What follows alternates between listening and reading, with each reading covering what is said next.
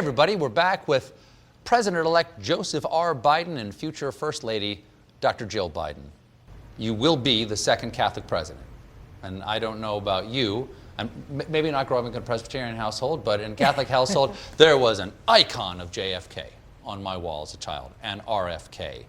I'm surprised more hasn't been made of the second Catholic president. It's significant, certainly to me. JFK had to allay everyone's fears that there wasn't some emergency phone to the Pope to tell him what to do. But it's 60 years on. I mean, is it emails now? How is the Pope going to tell you how to govern? Well, the Pope called me. He called you? Personally called me. Really? To congratulate me. And matter of fact, I just had a nice phone call with His Eminence, the new Cardinal in Washington, who said he just got back from Rome and the Pope signed a book for me he wants me to have. The Pope's been incredibly generous to our family. Yes. When he came to visit, we were the house Catholics, so we were the ones showing the Pope around. And Beau had just died, just a couple weeks earlier. And he asked to meet with the family in the hangar at the airport as he was leaving in Philly.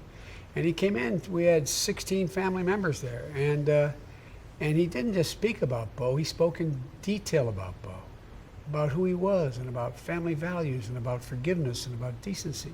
I mean, he is, I am a great admirer of His Holiness. I really am. I know you've been very open about the importance of faith in your life.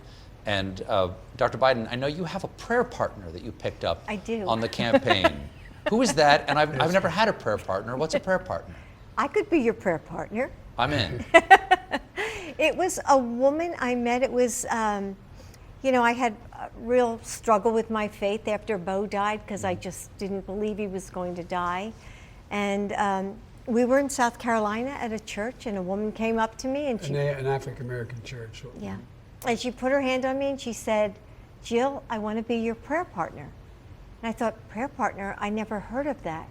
But I have to tell you, we call one another. She texts me a couple times a week. She actually texted me this morning. And we've continued to pray for, you know, this country and people struggling. I mean, look how many people, Americans, are struggling through this pandemic. It's meant a great deal to me.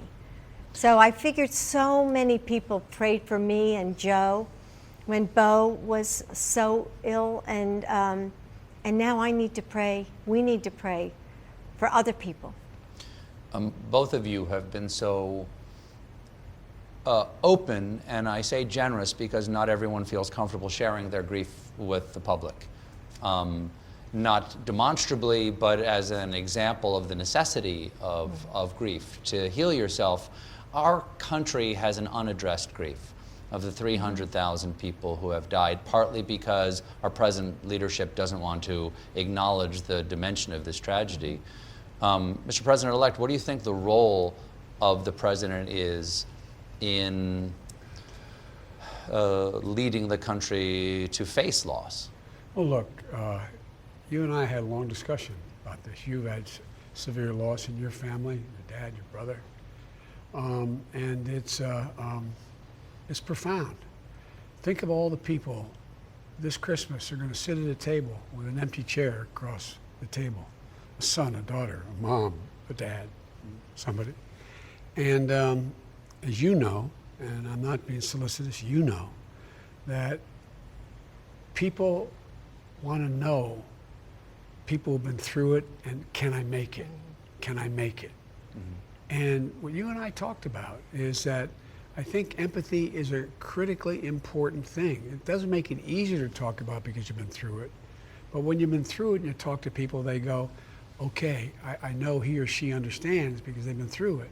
But how do we address that right now? Because there is this unaddressed grief, and it seems to me that it's not healthy for the nation to pretend like something. I'm worried that we're not addressing it, that we have to take a moment for the grief, and what is the role of the president to do that? The role of the presidency is to say, grieve. There's a reason to grieve.